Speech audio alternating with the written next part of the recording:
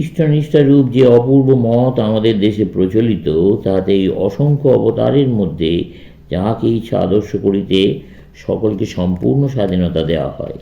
যে কোনো অবতারকে তোমার জীবনের আদর্শ রূপে ও বিশেষ উপাস্য রূপে গ্রহণ করিতে পারো, এমনকি তাহাকে সকল অবতারের মধ্যে শ্রেষ্ঠও মনে করতে পারো, তাতে কোনো ক্ষতি নাই।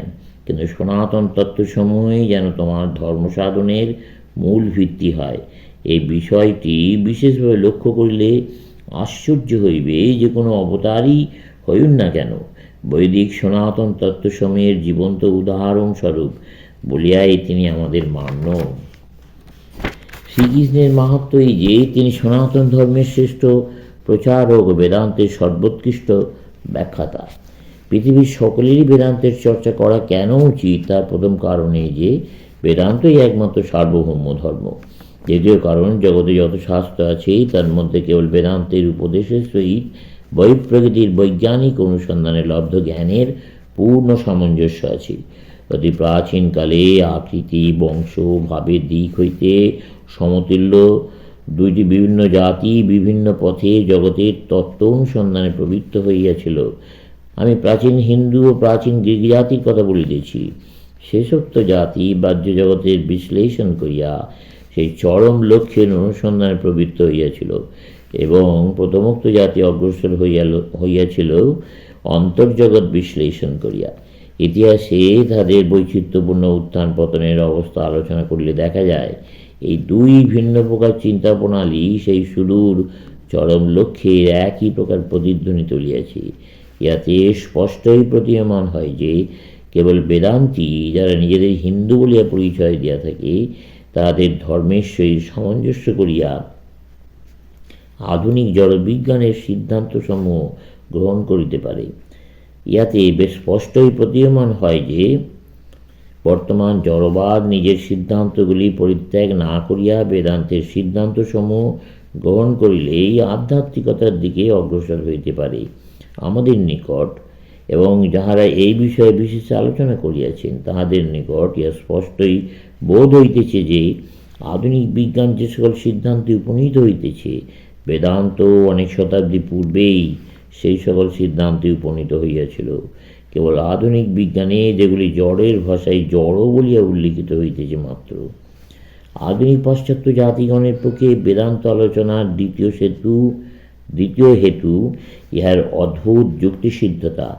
আমাকে পাশ্চাত্য দেশের অনেক শ্রেষ্ঠ বৈজ্ঞানিক বলিয়াছেন বেদান্তের সিদ্ধান্তগুলি অপূর্ব যুক্তিপূর্ণ। আমার সহিত ইহাদের একজনের বিশেষ পরিচয় আছে। এদিকে তার খাইবার বা গবেষণাগার হইতে বাইরে যাইবার অবকাশ নাই, অথচ তিনি ঘণ্টার পর ঘণ্টা আমার বেদান্ত বিষয়ে বক্তৃতা শুনিতেছেন। কারণ জিজ্ঞাসা করলে তিনি বলেন, বেদান্তের সিদ্ধান্তগুলি এত দূর বিজ্ঞানসম্মত, বর্তমান যুগের অভাব এবং আকাঙ্ক্ষাগুলি বেদান্ত এত সুন্দরভাবে পূরণ করিয়া থাকে, আর আধুনিক বিজ্ঞান ক্রমশ যে সকল সিদ্ধান্তে উপনীত হইতেছে সেগুলির সহিত বেদান্তের এত সামঞ্জস্য যে আমি ইহার প্রতি আকৃষ্ট না হইয়া থাকিতে পারি না। ধর্মগুলির তুলনামূলক সমালোচনা করিয়া দুইটি বৈজ্ঞানিক সিদ্ধান্ত পাওয়া যায়, সেই দুটির প্রতি আপনাদের মনোযোগ আকর্ষণ করিতে ইচ্ছা করি। প্রথম তত্ত্বটি এই সকল ধর্মই সত্য, আর দ্বিতীয়টি জগতের সকল বস্তু আপাতদৃষ্টিতে বিভিন্ন বলিয়া মনে হইলেও সবই এক বস্তুর বিকাশ মাত্র। ব্যাবিলনীয় ইহুদিদের ধর্ম ইতিহাস আলোচনা করলে আমরা একটি বিশেষ ব্যাপার লক্ষ্য করিয়া থাকি। আমরা দেখিতে পাই ব্যাবিলনীয় ইহুদি জাতির মধ্যে নানা ক্ষুদ্র ক্ষুদ্র শাখা ও প্রত্যেক পৃথক পৃথক দেবতা ছিল। এই সমুদায় পৃথক পৃথক দেবতার আবার একটি সাধারণ নাম ছিল। ব্যাবিলনীয় দেবতাদের সাধারণ নাম ছিল বল, তাদের মধ্যে বল মোরোদক প্রধান। কালে এই একটি শাখা সেই জাতির অন্তর্গত অন্যান্য শাখাগুলিকে জয় করিয়া নিজের সহিত মিশাইয়া লয়। ইহার স্বাভাবিক ফল এই হয় যে বিজেতা জাতির দেবতা অন্যান্য শাখা জাতির দেবতাগুলির উপরে শীর্ষস্থান অধিকার করে। সেমাইট জাতি যে তথাকথিত একেশ্বরবাদ লইয়া গৌরব করিয়া থাকে, তা এইরূপেই সৃষ্ট হইয়াছে। ইহুদি জাতির দেবতাদের সাধারণ নাম ছিল মোলক। ইহাদের মধ্যে ইসরায়েল জাতির দেবতার নাম ছিল মোলকাভা।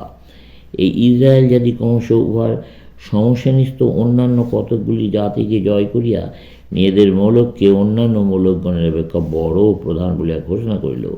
এইরূপ ধর্মযুদ্ধে যে পরিমাণ রক্তপাত ও পাশবিক অত্যাচার হইয়াছিল তা আপনারা অনেকেই জানেন। পরবর্তীকালে ব্যাবিলনীয় মোলকাভার এই প্রাধান্য লোপ করিতে চেষ্টা করিয়াছিল, কিন্তু কৃতকার্য হয় নাই।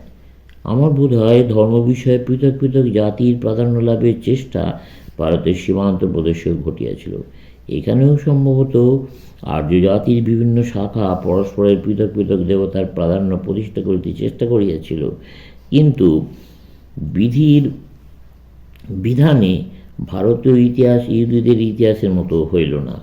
বিধাতা যেন অন্যান্য দেশ অপেক্ষা ভারতকে পরধর্মে বিদ্বেষ শূন্য ও ধর্ম সাধনায় গরিষ্ঠ করিবার সংকল্প করিয়াছিলেন।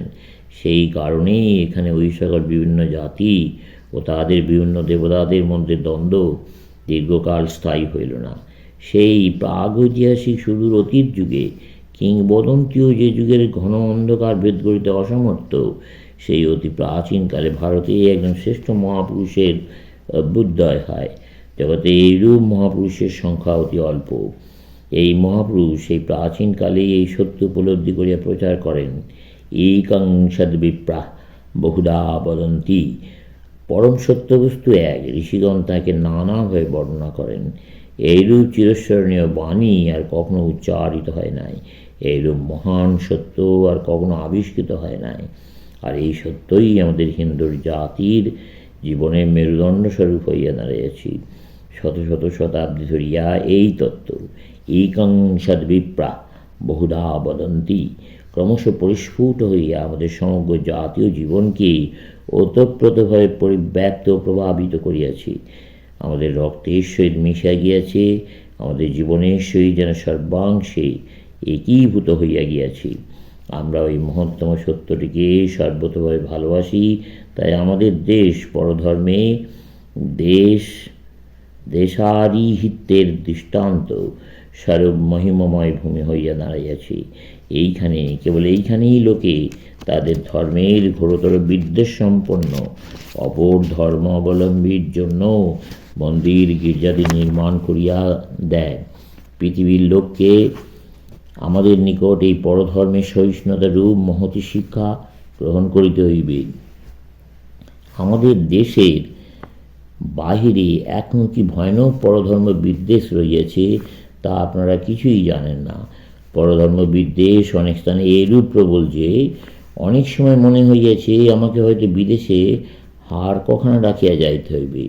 ধর্মের জন্য একজনকে মারিয়া ফেলা এত তুচ্ছ কথা যে আজ না হয়ে কালই এই মহাদীপ্ত পাশ্চাত্য সভ্যতার কেন্দ্রস্থলে এইরূপ ব্যাপার অনুষ্ঠিত হইতে পারে।